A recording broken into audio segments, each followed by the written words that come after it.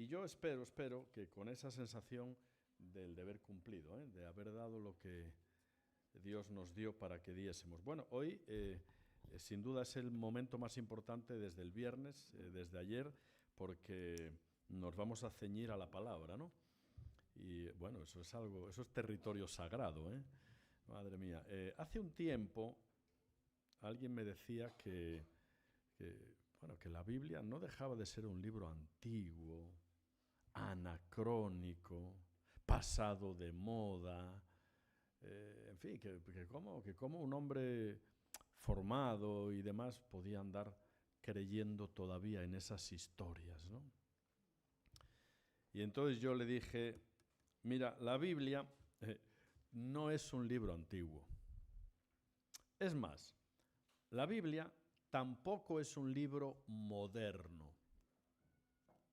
Simple y llanamente, la Biblia es un libro eterno. Y aquí están contenidas, ¿verdad?, todas las verdades inmutables que no varían con el paso del tiempo y que desde luego no pueden ser tergiversadas, cambiadas ni manipuladas a tenor de políticas o filosofías o ideologías de turno, ¿no?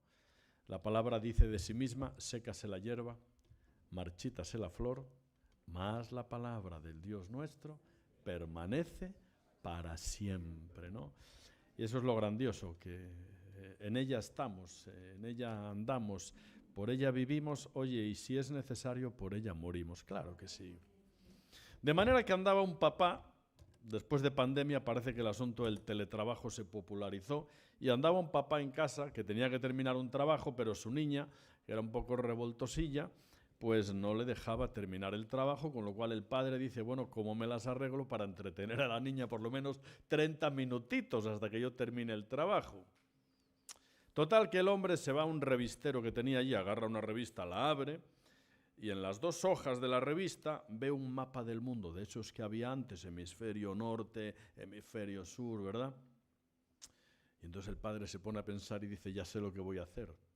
Voy a recortar en 60 o 70 trocitos el mapa, lo revuelvo bien, se lo doy a la niña y le digo, mira hija, un rompecabezas, venga, ahí compónlo. Y la tengo entretenida 1 hora por lo menos, ¿no? Pensó el padre. Total, que recortó en 70 trocitos aquel mapa del mundo, se lo entrega a la niña, hija mía, un rompecabezas, venga. Oye, a los 20 minutos la muchachita llega con aquello pegadito cuidadosamente y el padre le dice, hija mía, hombre, ya sé que eres hija mía, ¿no? Pero ¿cómo lograste componer tan rápido el mapa del mundo? Y la niña le dice, papi, yo no sé lo que tú estabas mirando, pero por detrás yo lo que veía era una familia. Yo simplemente me dediqué a arreglar la familia y luego le di la vuelta. Porque para arreglar el mundo, primero hay que empezar por la familia. Y desde el viernes nuestro énfasis principal ha sido reivindicar el valor de la familia como la primera institución que Dios crea para bendecir a la humanidad. En el pacto abrahámico, Génesis 12, Dios le dice a Abraham, en ti serán benditas todas las familias de la tierra. Por eso, si tuviéramos que ponerle un título a la predicación, sería la Biblia en clave familiar. Porque la Biblia, en primer lugar, tenemos que leerla en clave familiar. A veces la leemos en clave eclesial. Y entonces leemos, amarás a Dios sobre todas las cosas y al prójimo como a ti mismo. Y tenemos tendencia a pensar que el prójimo es el hermano o la hermana que tenemos al lado ahí en la banca de la iglesia. No, tu primer prójimo, tu primer próximo está en tu familia. Es tu madre, tu padre, tu esposo, tu esposa, tu hijo, tu hija. Es decir, el primer lugar donde hay que aplicar todo lo que aquí se canta, se ora, se lee y se predica es tu familia, porque es tu primer nido social de referencia. La familia se constituye por derecho propio en el banco de pruebas de la autenticidad o de la falsedad de lo que aquí se canta, se ora, se lee y se predica. Claro, por eso alguien por ahí decía que el culto de labios del domingo ha de provenir de un culto de vidas santas y santificadas. ¿Cuándo? ¿El domingo? No, hombre, de lunes a domingo, ¿verdad? Y el culto, de hecho, se nutre de todo lo que aportamos cuando llegamos el domingo, lo que aportamos de la semana, de nuestros tiempos personales, de la aplicación de todo lo que aquí hemos cantado, oído Por eso hay algunos por ahí que dicen que algunas iglesias, esta ya sé que no, pero algunas dicen que tienen bulimia espiritual. Bulimia es esa enfermedad donde tú comes y llegas a casa, vomitas y entonces los nutrientes de los alimentos no llegan a beneficiarte. Entonces, ¿qué pasa si tú aquí comes de la palabra, de la predicación, de las oraciones, de la comunión con los hermanos, y al llegar a casa entre malas palabras, malas actitudes, no miras lo que debes, miras lo que no debes, y es como si vomitáramos todo lo recibido, ¿no? Y claro, los nutrientes de la palabra no llegan a beneficiarnos espiritualmente, ¿no? Y nos volvemos como los fariseos a los que Jesús, que no tenía pelos en la lengua, ¿verdad?, les llamaba sepulcros blanqueados, cumplidores de leyes, con la Biblia bajo el sobaco todo el día, pero que luego no cumplían con la vitamina A, aplicación. Sabían, entendían, oraban, memorizaban, pero no cumplían, ¿no? Y eso es lo que nos toca, aplicar todo lo que se ora, se lee, se canta y se predica. Y es verdad que el lugar donde hay que vivenciar las raíces de la fe, que aquí se fundamentan en la Iglesia, tiene que ser nuestro hogar, porque en realidad nuestro hogar es lo cotidiano de nuestra vida, donde tenemos que ejemplificar y evidenciar, ¿no?, todo lo que es la palabra. Entonces van dos viejitos al banco a sacar dinero y llega un atracador, empieza a pegar disparos y al viejito le dan un disparo en el oído y se lo lleva a la ambulancia de urgencias. Y la viejita se sienta allí en un banco y de pronto uno de los policías le dice: señora, la veo a usted yo muy tranquila. A su marido se lo llevan a vida o muerte con un disparo en el oído y usted la veo yo ahí muy tranquilita, ¿no? Y la buena señora, ya muy viejita, mirando al policía, le dice: ay, son tantos años. Mire, yo conozco muy bien a mi marido. A mi marido lo que le entra por un oído le sale por el otro. Mis amados hermanos, que nunca en la Iglesia lo que nos entre por un oído nos salga por el otro, porque eso cauteriza nuestra conciencia. Eso sí nos convierte en religiosos, cumplidores de leyes, de normas, venimos a la misa dominical del domingo, pero luego no cumplimos, no practicamos y lo que nos entra por aquí nos sale por aquí. Y evidentemente eso ya le gusta al enemigo, ¿eh? Al enemigo ya le gusta que vengamos con la Biblia bajo el brazo, que asistamos aquí, pero que luego de lunes a domingo hagamos más o menos lo que nos parece, ¿no? Y evidentemente eso no debe de ser así. En esta sociedad donde hay tanta mentira, tanta perversión, el viernes hablábamos de todo eso, hay una palabra que tú y yo tenemos que tener muy presente y que se llama integridad. Tenemos que buscar la integridad. Fíjate que la integridad se compone de dos términos bien interesantes, ¿eh? Integridad se compone de creencia y de experiencia. Es decir, aquí en la Iglesia recibimos creencia, palabra, oraciones, predicación, pero si esa creencia, cuando llegamos a la realidad cotidiana de nuestro día a día, no se transforma en experiencia, se nos queda en teología hueca. Nos sirve de poco, palabra vacía. Por eso la integridad es cuando la creencia se casa, se marida con la experiencia. Y entonces ahí ya nos convertimos, ¿verdad?, en personas íntegras. Y por eso la Biblia hay que leerla en clave familiar. Todo lo que aquí está escrito tiene que tener su primera aplicación en nuestro primer sistema social de relaciones, que es tu familia, en el papel y lugar que ocupes en ella, ¿no? Entonces, desde el primer momento, desde el Génesis, cuando Dios declara: no es bueno que el hombre esté solo, le haré ayuda idónea, crea a la mujer, e inmediatamente se instituye el matrimonio, Génesis 2:24, dejará, se unirá, todo va ordenándose en clave familiar. Y luego lo hemos mencionado, el pacto abrahámico en Génesis 12, es cuando Dios dice: en ti serán benditas todas las familias de la tierra. Y luego un poquitito más adelante, en Deuteronomio, Dios establece un versículo absolutamente fundamental. Deuteronomio 6 es lo que se llama la gran oración del pueblo judío. Claro, Deuteronomio 6 es un versículo que se da en el contexto de la dispersión, cuando el pueblo judío iba a ser disperso por cualquier parte del mundo y el pueblo santo iba a entrar en contacto con culturas paganas, culturas politeístas, que tenían prostitución religiosa, que hacían sacrificios humanos. Y para que el pueblo no se mezclara con toda esa perversión, Dios establece la gran oración del pueblo judío en Deuteronomio 6. Si tú fueras a Jerusalén, que no es buen momento ahora, por cierto, en el Muro de las Lamentaciones te encontrarías a los judíos ultraortodoxos. Van con unos rizos, un sombrerito, un traje, y llevan muchos aquí un saquito de cuero, o en el brazo derecho. Un saquito de cuero se llama la filactelia, y contiene versículos esenciales para el pueblo judío, siendo el principal Deuteronomio 6, lo que se llama la gran oración del pueblo judío. Acuérdate, oye Israel, Jehová, nuestro Dios, Jehová, frente al politeísmo de los pueblos paganos. ¿Sabes lo que hace después Deuteronomio 6? Establece que es la familia el lugar donde se fundamentan las raíces de la fe. Y estas palabras que yo te mando hoy las escribirás, las dirás por la mañana, por la tarde, al acostarte, al levantarte, las pondrás en los dinteles de las puertas. Lo que hace Dios en Deuteronomio 6 es elevar a la familia a la categoría de institución garante de las raíces de la fe. Eso es tremendo, porque eso eleva el sentido de responsabilidad de cada uno de nuestros hogares. Por eso la Iglesia es familia de familias, porque la familia empieza en casa, empieza en el hogar, ¿no? Y claro, fíjate que yo estoy en Deuteronomio, Andrés, y pretendo terminar en Apocalipsis, y el vuelo no me va a esperar, o sea que a ver el Señor cómo nos guía, ¿eh? Bueno, vamos a ir rapidito ya. Mira, ya nos vamos al último libro del Antiguo Testamento, así sí lo conseguimos. Malaquías.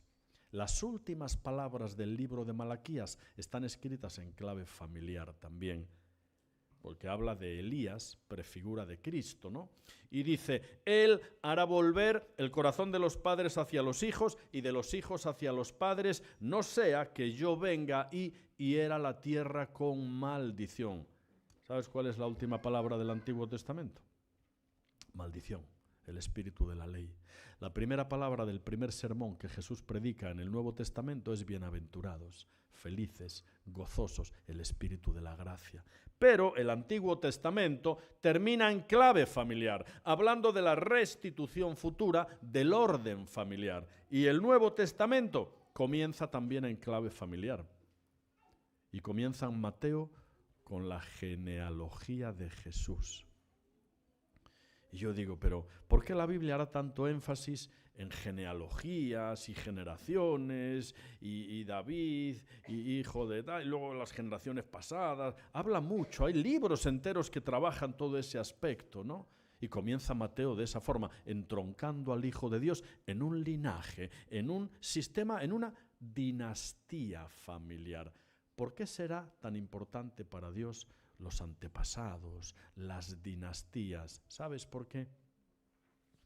Porque a Dios le interesa sobremanera que cada uno de vosotros en vuestra familia tengáis con vuestros hijos un sentido de herencia, de dinastía, de linaje. Nuestro hijo, que lo adoptamos en Honduras, con apenas 48 horas de vida, claro, para hacerlo partícipe de nuestra historia y de nuestra familia, desde que era bien chiquitito, le enseñábamos fotografía de sus abuelos, de sus bisabuelos, de sus tatarabuelos. Desde muy chiquitito procuramos hacerle a él partícipe de una historia de la cual es eslabón, de una cadena a la cual él pertenece. Yo me acuerdo cuando hace muchos años en el lugar donde yo nací, allí en Asturias, mi bisabuela tenía un molinillo de café, de esos que ahora se venden como si fuera un regalo de la Edad Media, ¿no? Entonces tú abrías una puertecita, echabas allí el café y aquello tenía una palanca. Allí ibas moliendo el café. Y mi abuelita tomaba aquel café recién molido y en una cola de esas, o sea, en un de esos de manga, ¿no? Colador de esos de manga, entonces allí echaba el agua hirviendo. Oye, el aroma de aquel café me transporta a los tiempos de mi abuelita. En Asturias teníamos cocinas de carbón Y cuando mi abuelita prendía la cocina de carbón, a mí me parece que aquello era la caldera de un barco de vapor, ¿no? Porque mi abuelita echaba el carbón primero, bueno, unas astillas para que hiciera lumbre, ¿no? Luego el carbón y la chapa se encendía. Y aquellos recuerdos me transportan a mí a una historia que forma parte de mi herencia, de mi legado, de la que yo soy eslabón de una cadena generacional. Por eso los papás que tenéis hijos todavía viviendo con vosotros, hay que enseñarles objetos, cosas, o los nietos, fotografías, el molinillo de café, si lo tuviste, porque todos esos objetos de alguna forma conectan a tu hijo con parte de su linaje, de su herencia, de su historia. Entonces yo le enseñaba a Noel de bien chiquitito el molinillo de la abuelita, de su tatarabuela, porque le decíamos abuelita, en asturiano abuelita, pero era mi bisabuela, o sea, la tatarabuela de mi hijo. Y yo le enseñaba el molinillo, y cuando mi hijo tomaba el molinillo, de nuevo aquel objeto le conectaba con parte de su herencia, de su historia. Yo soy de aquella generación donde todavía se comía con mesa y con mantel, y donde los domingos eran las comidas familiares, de la sopita de arroz, de los garbanzos. Luego se institucionalizó la paella los domingos, pero eran comidas familiares que aglutinaban a la familia. Había tiempo, había un cierto sentido de liturgia en las comidas. Ahora llega la comida rápida, uno trabaja, no hay tiempo, uno come por aquí, otro come por allí. Estamos desintegrando lo que siempre constituyó la herencia del pueblo y la herencia de familias, de estabilidad, de tradiciones. Es que pertenecemos a un mundo sólido. ¿Cómo se llama tu papá, Andrés? Bienvenido. Don Bienvenido. ¿Usted tiene cuántos añitos? Voy a cumplir 95. No, hombre, eso no es nada, 95. Este señor, don Bienvenido, Don Bienvenido pertenece a la generación sólida. Tú y yo estamos en la líquida entrando ya en la gaseosa. Este señor, diga. Todo lo que está contando lo conoció. Estoy seguro, y muchísimo mejor que yo. Claro, porque este señor pertenece a una generación donde los conceptos de sacrificio, de entrega, de comidas puntuales, de mesa, mantel, cubertería, todo eso pertenece a la generación de ellos, la generación de hierro. Ahora andamos en la generación de cristal, fragilizada, donde todo va muy rápido, donde la comida es fast food, todo, ¿verdad? Hemos abandonado liturgias del día a día que pertenecen a un modelo de familia que Dios nos legó y que estamos ya olvidando. ¿Tú sabes dónde se daban parte de las más grandes enseñanzas de Jesús? Alrededor de la mesa. De ahí que le catalogaran de comilón y bebedor. Y Jesús, muchas de sus enseñanzas se daban alrededor de la mesa. Tú sabes que aquí en el bajo vientre tenemos, le dicen el segundo cerebro, tenemos 100 millones de neuronas que segregan dopamina y serotonina, es decir, las hormonas que se segregan también cuando estás en un contexto de alegría, de fiesta. Entonces, cuando tú sabes que vas a participar de una comida familiar, tu bajo vientre genera una serie de hormonas que transmiten al cerebro una sensación de bienestar, de placer. Claro, todo eso lo estamos rompiendo, porque no le damos tiempo a las hormonas, porque ya comemos rápido, de pie, no sé qué, tal. Hemos roto todo eso. Por eso nos toca volver y recuperar las sanas tradiciones de aquellos que pertenecieron a la generación de hierro, una generación sólida, estable, una generación que tenía sanas costumbres y sanas tradiciones, ¿verdad?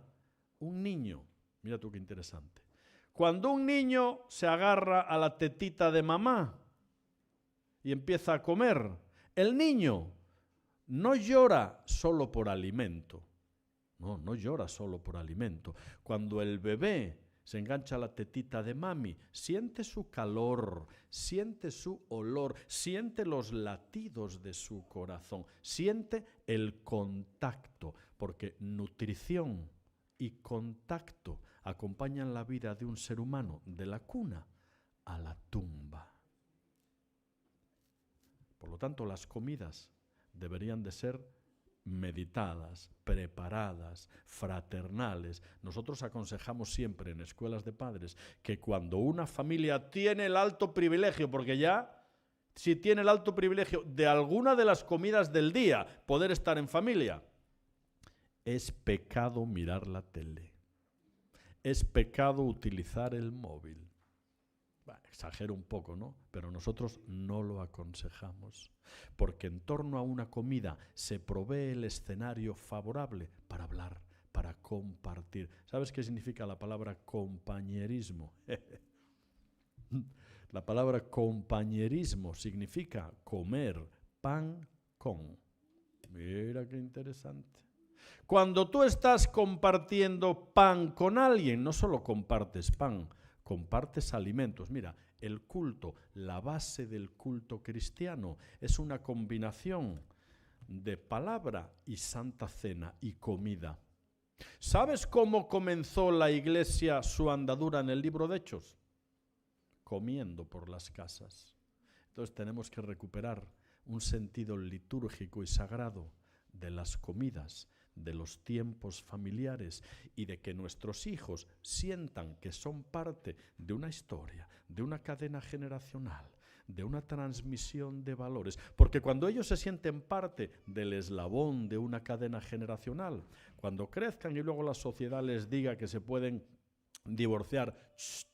Silencio, niñas, por allá arriba, les digan que se tienen que divorciar o que el divorcio es una cosa como, bueno, que no pasa nada, esos jóvenes, al haber sido educados en un linaje y en una historia generacional, no van a querer traicionar el dejar de formar parte de ese linaje. No, o les va a costar mucho traicionar el romper o el dejar de ser eslabones de una cadena generacional. Por eso a Dios le interesa y enfatiza tanto a lo largo de todo el registro bíblico la importancia de las generaciones, de la dinastía familiar, ¿no? Y haríamos bien en recuperar todos esos valores de los de la generación de hierro, ¿no? Que lamentablemente ya hemos perdido por el camino en esta sociedad de lo rápido, de lo instantáneo, ¿no? Donde hemos abandonado cosas tan legítimas que tenemos que recuperar. Claro, la Biblia por eso se interpreta en clave familiar, porque para Dios es importantísima la familia, ¿no? Y aún, fíjate ahí en Timoteo y en Tito, los requisitos que la palabra establece para alguien que anhele obispado pasan porque esa persona tiene que tener en sujeción a su familia, porque si no gobierna bien su propia casa, ¿cómo va a gobernar, verdad? La casa de Dios, ¿no? La Biblia se lee, se vive y se interpreta en clave familiar. Y finaliza el Nuevo Testamento en el libro de Apocalipsis y finaliza en clave familiar. Comienza la Biblia con una familia, la primera que Dios formó, a la que le da un encargo: fructificad, multiplicaos, llenad la tierra, administradla, y termina la Biblia con una boda, las del Cordero, donde un día, Maranata, Él va a venir a buscarnos a nosotros, su esposa amada, ¿no? ¿Sabes para qué? Para participar eternamente del banquete celestial, en clave familiar. Y en medio nuestra historia, ¿no? Hay un señor, creo que todavía vive, se llama Don Piper, es pastor bautista. Y él escribió un libro, luego se hizo una película. Es un libro interesantísimo, algunos lo habréis leído o visto la peli. Se titula, o se llama la película, 90 minutos en el cielo. Bueno, y entonces tú lees el libro y ves que el pastor, y casi que leo textualmente, ¿no? El pastor dice que volvía de una convención bautista un domingo por la noche, invierno, mucho frío, mucha lluvia, mucha oscuridad, y al atravesar un pueblecito, había un puente, ¿verdad? Pero el hombre, entre la lluvia y la oscuridad, no se dio cuenta de que había un semáforo en rojo y cruzó el puente. Y él dice en el libro, él dice, lo último que vi fue unas luces inmensas que se me abalanzaban, un ruido ensordecedor y después un silencio absoluto. Y él narra en el libro y dice, de pronto yo vi cómo salía de mi cuerpo. Y como si fuera un dron, yo veo que mi espíritu sale del cuerpo y veo ahí un amasijo de hierros, porque era un camión con el que chocó, el amasijo de hierros en el que quedó convertido mi coche, y veo un cuerpo ahí aprisionado y me veo a mí subiendo. Y él narra en el libro y de repente yo sigo subiendo y veo el puente, veo la comarca y llego al cielo, sigo subiendo. Él lo cuenta. Nosotros, por cierto, no hacemos teología de experiencias personales, pero creemos en las experiencias personales, donde Dios a uno le habla y le da visiones. Total, que Don Piper, además un pastor bautista que no era ni pentecostal, ni andaba por ahí, nos tiene más credibilidad todavía lo que cuenta en estos aspectos, ¿no? Llega al cielo y él dice que ve 12 puertas, las 12 puertas de la gran ciudad de Israel, todas las puertas con cimientos de toda suerte de piedras preciosas, y una de ellas abierta, de la que salía una luz. Y dice, cuando yo me voy acercando a la puerta abierta, veo a todos los seres de mi historia que habían muerto en el Señor con vestiduras blancas, tendiéndome la mano, invitándome a entrar en la nueva Jerusalén. Y él dice, cuando yo entro en la nueva Jerusalén, tengo miedo a resbalar, tan relucientes son las calles de oro. Dice, y empiezo a escuchar alabanzas en todos los idiomas inimaginables. Y de alguna forma yo los entendía todos. Y dice, de pronto subimos por las calles de oro, porque hay un recodo del que sale una potente luz, porque detrás del recodo a la vuelta está el trono del Cordero y del Dios Altísimo. Y cuando dice que van caminando, subiendo por esa cristalina cuesta a encontrarse en el recodo con el trono y con Dios mismo, de repente él dice en el libro que le llega un viento provocado por las alas de los arcángeles, máximo rango celestial, que tras el trono del Cordero le dan gloria y honra. Y él siente el viento. Y él cuenta ahí con todo lujo de detalles. Dice, y cuando ya nos acercamos a doblar el recodo para entrar en la misma presencia de Dios, un pitido discontinuo me despierta en una sala de hospital conectado a monitores, con una cosa de rayas, el oxígeno. Había vuelto a la vida. Y allí estaba su esposa, ¡ay, cariño, ya estás aquí! Y él, que se ve en el hospital lleno de tubos, dice, Dios mío, ¿pero esto qué? Yo me quiero ir. Y su esposa, ¿pero cómo? Que soy tu mujer, si acabas de despertar. ¿Quién, habiendo gustado un poquitito de lo que un día nos aguarda para la eternidad, quiere volver a este valle de lágrimas? ¿Verdad? Pero esa es la historia, tu historia y la mía. Así finaliza. Por eso tú y yo tenemos una esperanza por la que vivir y una esperanza por la que morir, porque en nuestro caso la famosa frasecita, lo mejor está por venir, es un hecho y una realidad. Aunque al presente, el príncipe de este siglo calienta motores con todo tipo de perversiones porque sabe que el tiempito se le termina. ¿Verdad? Ahora no hemos llegado, pero tenemos que tener la perspectiva de Pablo, que él, teniendo en mente la eternidad, habla de nuestro paso por este mundo y dice, bueno, esta leve tribulación momentánea ha de producir en nosotros un cada vez más excelente y eterno peso de gloria, no mirando nosotros las cosas que se ven, porque si tú miras el telediario todos los días, eres candidato a una depresión reactiva o cosas de ese tipo, ¿no? Pues todos son desastres, guerras, muertes, pandemias, calentamientos globales, y esto está complicadísimo, ¿no? Nosotros no miramos las cosas que se ven, que son temporales, miramos las que no se ven, que son eternas, y las únicas que nos pueden dar el gozo y la paz y sobre todo una esperanza por la que vivir y aún por la que morir, ¿verdad? ¿Tú te acuerdas de Marta y María? Claro. En realidad todos somos un poco como Marta y María, ¿no? Claro, la hospitalidad judía exigía que cuando tú tenías un invitado había que darle máximos honores. Claro, había que ungirlo con aceite aromático a la entrada de la casa. Había que lavarle los pies del camino, había que preparar el reclinatorio, perfumar la estancia, poner toda clase de alimentos. La hospitalidad judía era algo increíble. Entonces Marta andaba preparando y poniendo por aquí, poniendo por allí. ¿Tú crees que lo que hacía Marta era malo? Es más, te voy a decir algo, lo que hacía Marta era bueno. Era bueno.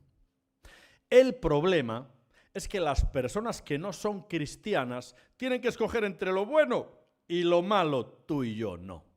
Tú y yo tenemos el listón un poquitito más elevado. Tú y yo tenemos que escoger entre lo bueno y lo mejor. ¿Y quién había escogido lo mejor? María, porque no hay lugar más alto ni más grande que estar a sus pies. Y María había escogido la mejor parte. Claro, si nos vamos al tabernáculo en el Antiguo Testamento, cuando todavía el templo no estaba instaurado de forma permanente, era como una tienda de campaña, había que montar, desmontar y caminar y peregrinar.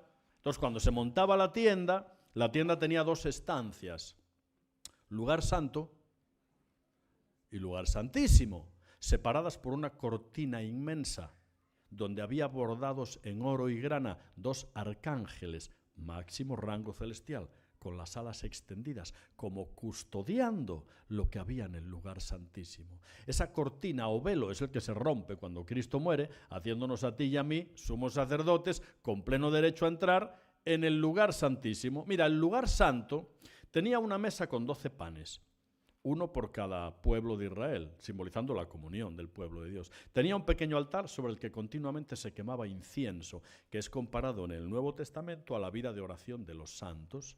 Y luego había un candelabro de oro, la menorá, 38 kilos de oro puro labrado a mano, simbolizando a Cristo como la luz, como la guía. El lugar santo es tipo de la vida de la iglesia. En la iglesia tiene que haber comunión entre el pueblo. En la iglesia tiene que haber una vida de oración. En la iglesia seguimos la única luz que es Cristo. ¿Tú crees que el lugar santo es bueno?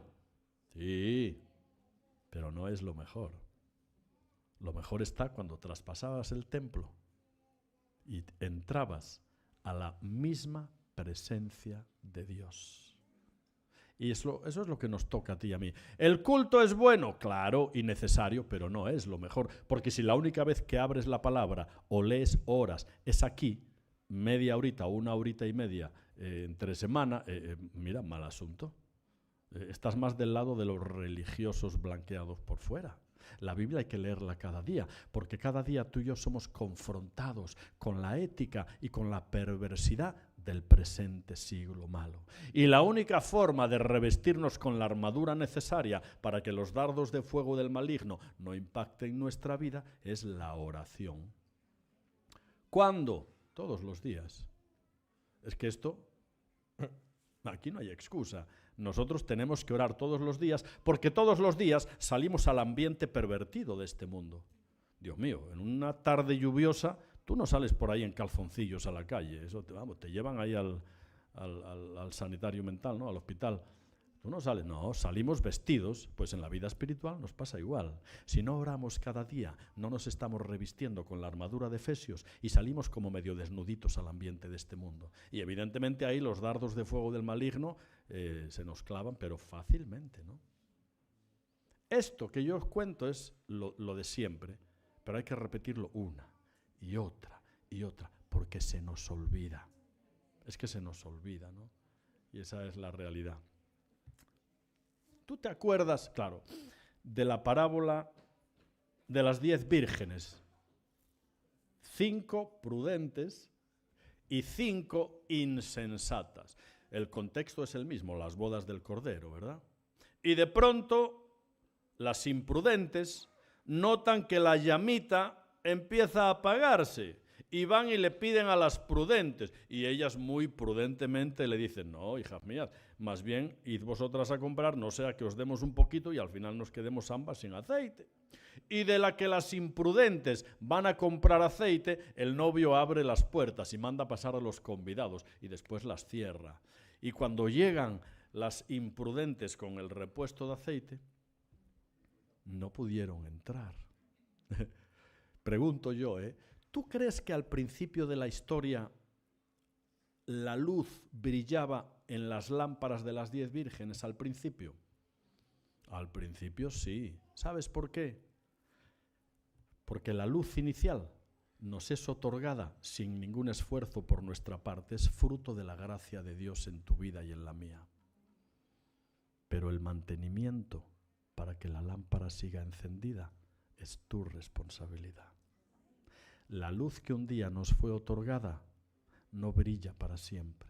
Necesita ser alimentada con el aceite de la palabra. Necesita que tú la alimentes orando, leyendo. Y si vivimos del pasado, la llamita poquito a poco se va a ir apagando. Y aquellas lámparas que tenían una mecha de trapo, cuando ya no había aceite, ¿sabes lo que ocurría? En vez de luz, ¿sabes lo que echaban? Humo. Y así hay personas que viven de épocas pasadas y de pronto el aceite se les terminó y no saben más que echar humo de críticas, de que aquí no están bien, de que esto, de que lo otro, religiosos de nuevo, que pretenden vivir de épocas pasadas o de estructuras, ¿no? Por eso hay que acudir cada día al aceite de la palabra, para que nuestra llama esté siempre encendida, ¿no? ¿Sabes? La realidad. Y termino con una anécdota que creo que ilustra muy bien el kit de la cuestión, ¿no? Nosotros vivimos en Sevilla, allí tenemos un patio con 4 naranjos y un limonero. Son naranjas de zumo riquísimas. Y una vez había unas pocas naranjas en la copa del árbol, son árboles grandes.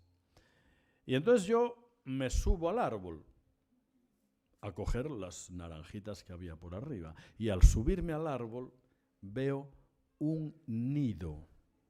Dios mío, es increíble, un nido perfectamente hecho. Y solo lo hacen con el pico, no sé cómo hace el pajarito con el pico, pero aquel nido cóncavo, bien arregladito. Y dentro del nido 3 huevos que no eran de gorrión. Y me pongo a investigar y eran huevos de mirlo, ese pájaro negro con el pico naranja. Y me pongo a investigar sobre el mirlo. Mira qué interesante. Descubro que el mirlo es el primer pájaro que canta antes del amanecer. Y digo, ¿y por qué motivo? Porque claro, cuando sale el sol, se produce lo que muchos llaman el coro del amanecer. Y los pájaros de todos los árboles empiezan a cantar, saludando al día. Pero el mirlo canta primero. Digo, ¿por qué? Y me pongo a investigar. Y cuando investigo, me doy cuenta de que todo lo que se da en el plano natural tiene una aplicación en el plano sobrenatural. Y descubro que el mirlo no tiene un canto especialmente potente. No. Y entonces, canta primero, porque cuando el resto de los pájaros empiezan a cantar, antes de que otras voces ahoguen la suya propia, el mirlo canta primero. Y entonces Dios me habló y me hizo entender, Juanito, cada día, antes de que otras voces ahoguen la mía, mi voz primero. Y tú y yo, cada día, tenemos el alto privilegio de preparar nuestro primer cafecito del día, el más santificado. Yo lo preparo Arábiga 100% Colombia, digan amén los colombianos. Y me voy con ese cafecito antes de que amanezca a escuchar la voz de Dios. Y paso un buen ratito leyendo, orando, porque si la raíz es santa, también lo son las ramas. Y si las primicias son santas, también lo es la masa restante. Y si lo primero que tú haces, antes de que otras voces contaminen tu historia, es leer y orar la palabra de Dios, estarás blindando tu vida, revistiéndote con la armadura de Efesios necesaria, para que cuando salgas al ambiente de este mundo, los dardos de fuego del maligno no impacten tu historia, no impacten tu vida. Qué importante, amados. Y con esto termino.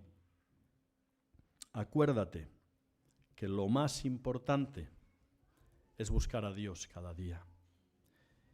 Y al igual que Dios les daba al pueblo de Israel el maná cada mañanita en el desierto, algunos listillos pretendían coger maná de hoy para mañana, ¿verdad? ¿Te acuerdas lo que le pasaba ahí al maná? Aquello criaba gusanos. Es que a Dios, hermanos, no le gusta la comida recalentada. Él quiere que acudamos a buscar su pan cada día. Mira, si entendemos este secreto, tan simple y que lo hemos escuchado tantas veces, entenderemos la A de aplicación. Cuando aplicamos la lectura de la palabra diariamente antes de que otras voces contaminen nuestra historia, estaremos echando el combustible necesario en nuestras vidas para andar en la verdad, para andar en la integridad. ¿Por qué no cierras tus ojos?